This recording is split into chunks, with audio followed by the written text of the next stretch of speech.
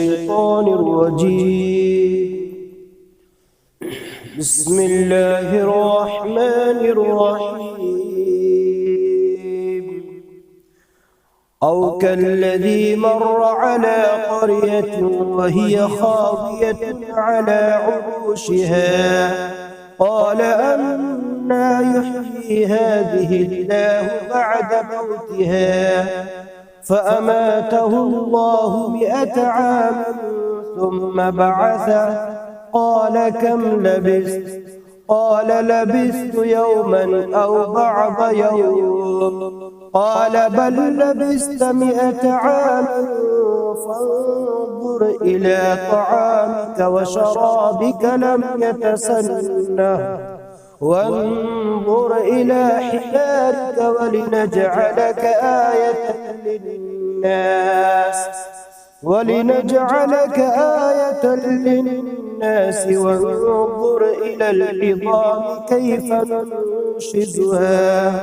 كيف ننشزها ثم نكسوها لحما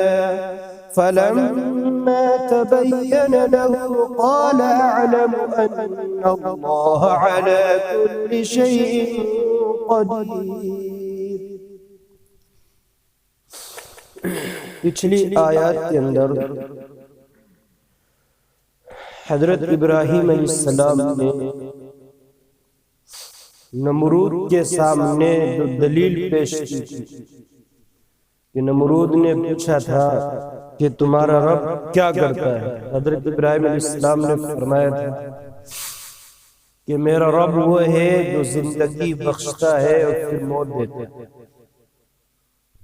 کہ پہلے کسی چیز کو وجود بخشتا ہے، اس کے بعد پھر اس کے وقت پر اس کو واپس بلا لیتا ہے. تو نمرود نے کہا اعتراض کرتے ہوئے کہ یہ کام میں بھی کر لیتا. تو ایک پھانسی کے مجرم کو آزاد کر دیا اور بے گناہ کو قتل کرا دیا کہ دیکھو یہ تو کام میں نہیں. تو حضرت ابراہیم علیہ السلام نے اس کا جواب نہ دے کر دلیل کو بدل دیا کہ میرا رب وہ ہے جو مشرق سے سورج کو نکالتا ہے تو مغرب سے نکال کر دکھتا.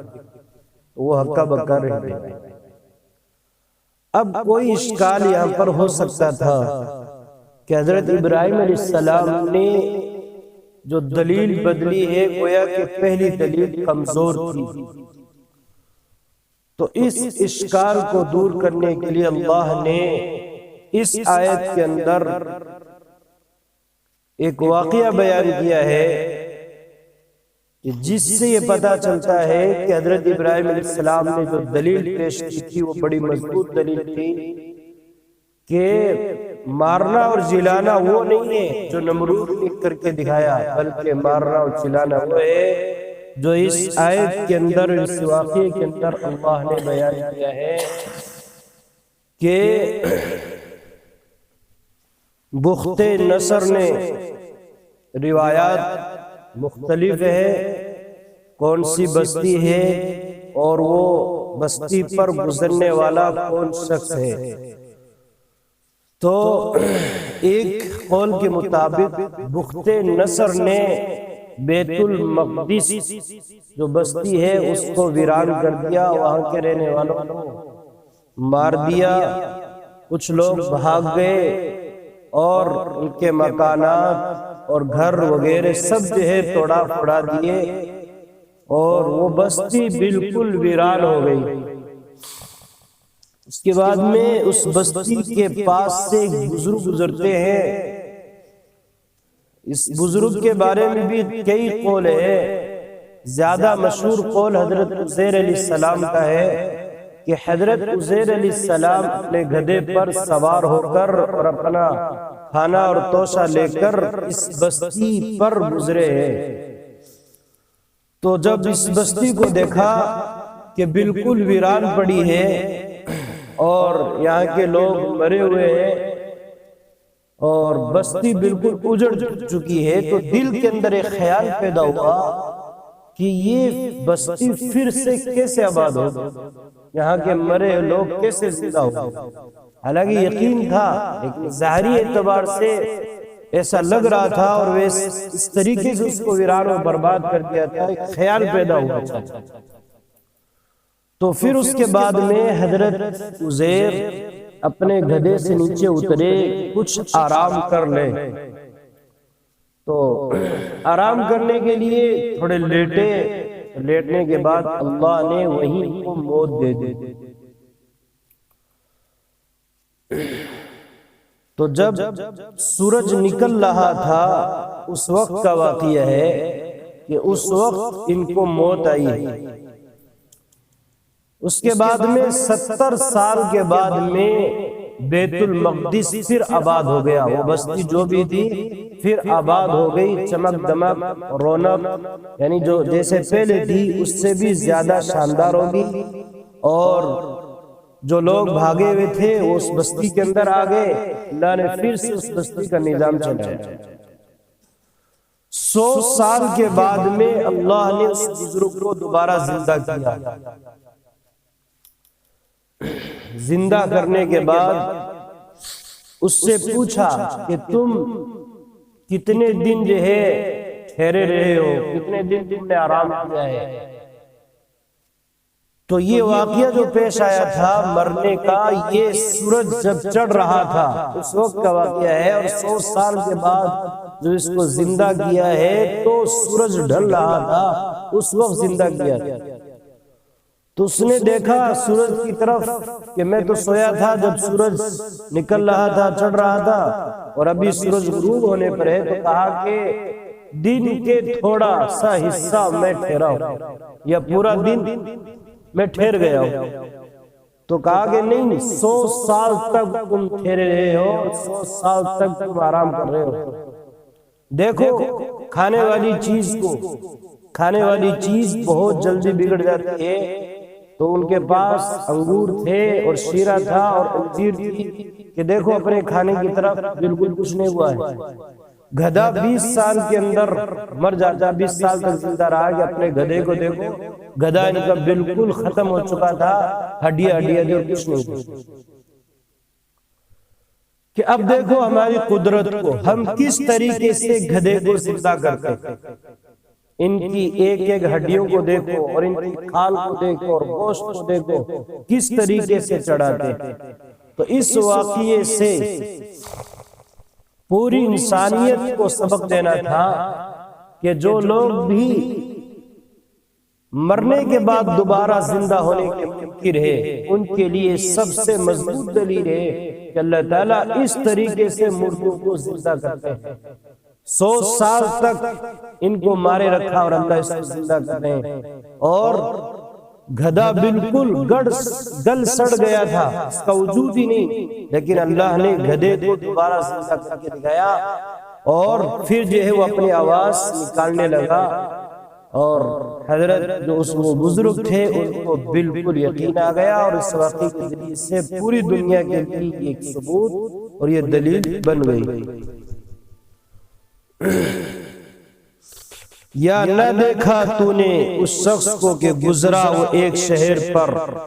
اور وہ گرا پڑا تھا اپنی چھتوں پر، بولا کیوں کر زندہ کرے گا اس کو اللہ، مر گئے پیچھے۔ پھر مردہ رکھا اس شخص کو اللہ نے 100 برس، پھر اٹھایا، کہا تو کتنی دیر یہاں رہا؟ بولا میں رہا ایک دن یا ایک دن سے کچھ کم،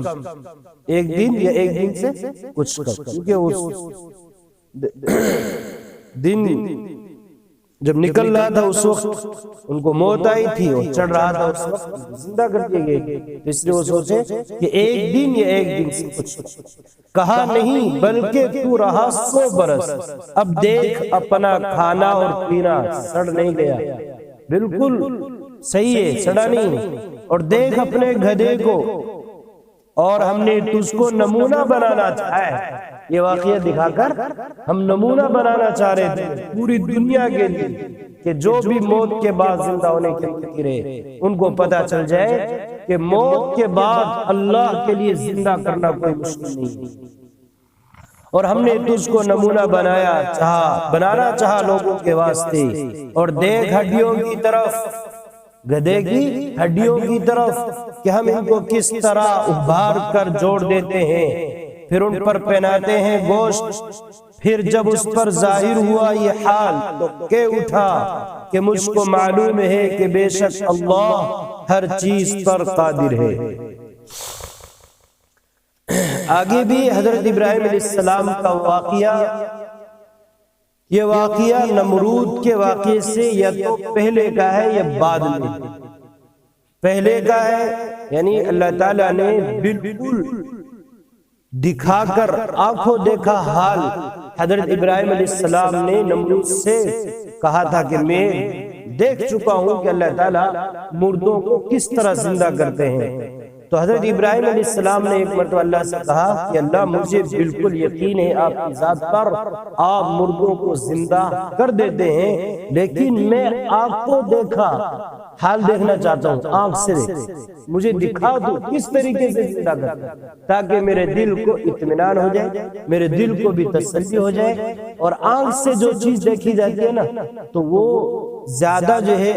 قابل ہوتی ہے اور زیادہ معتمد ہوتی ہے۔ تو اللہ تعالیٰ نے حضرت ابراہیم علیہ السلام سے فرمایا کہ تم 4 پرندے کو لاؤ اور اپنے پاس رکھو، ان کی پرورش کرو، مانوس کر لو، ہلا لو،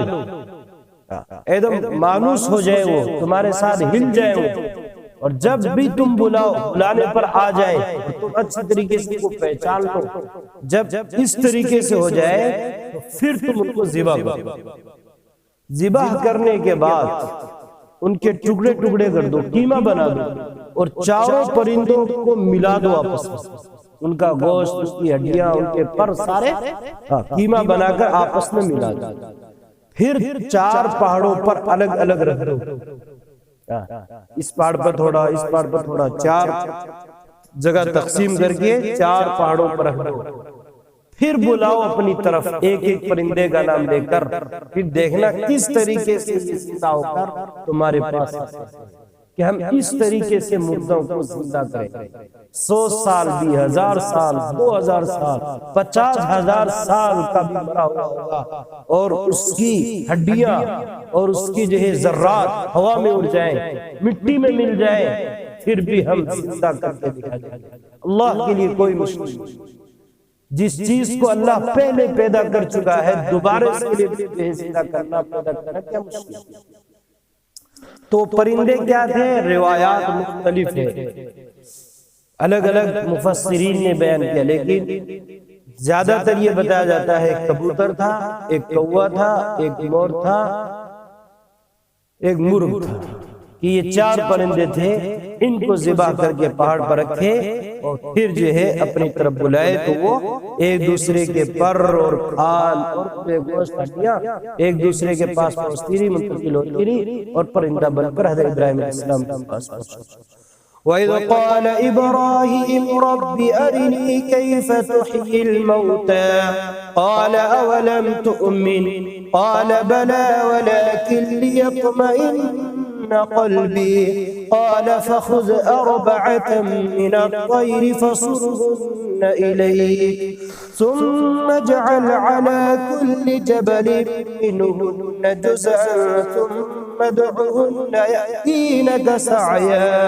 وَاعْلَمْ أَنَّ اللَّهَ عَزِيزٌ حَكِيمٌ۔ اور یاد کر جب کہا ابراہیم نے، اے پروردگار میرے دکھلا دے مجھ کو کیوں کر زندہ کرے گا تو مردے، فرمایا کیا تو نے یقین نہیں کیا؟ کہا کیوں نہیں، لیکن وہ اس واسطے چاہتا ہوں کہ میرے دل کو تسکین ہو جائے۔ فرمایا تو پکڑ لے 4 جانور اڑنے والے پرندے ہونے چاہیے 4، پھر ان کو ہلا لے اپنے ساتھ، پھر رکھ دے ہر پہاڑ پر ان کے بدن کا ایک ایک ٹکڑا، پھر ان کو بلا، چلے آئیں گے تیرے پاس دوڑتے۔ تو قرآن کہہ رہا ہے یاتینک سعیا، دوڑتے ہوئے آئیں گے، اڑنے والے پرندے ہیں، دوڑتے ہوئے آئیں گے۔ تو کتنی بڑی اس کے اندر حکمت ہے، اگر اڑ کر آئیں گے تو شبہ ہو سکتا تھا کہ دوسرے پرندے نہ آئیں، تو لوگ شک کر سکتے تو اور پرندے آگے ہوں، تو اس لیے کہا دوڑتے آئیں گے، چل کر آئیں گے، اڑ کے نہیں آئیں گے۔ وَعْلَمْ اور جان لے کہ بے شک اللہ زبردست ہے، حکمت والا ہے۔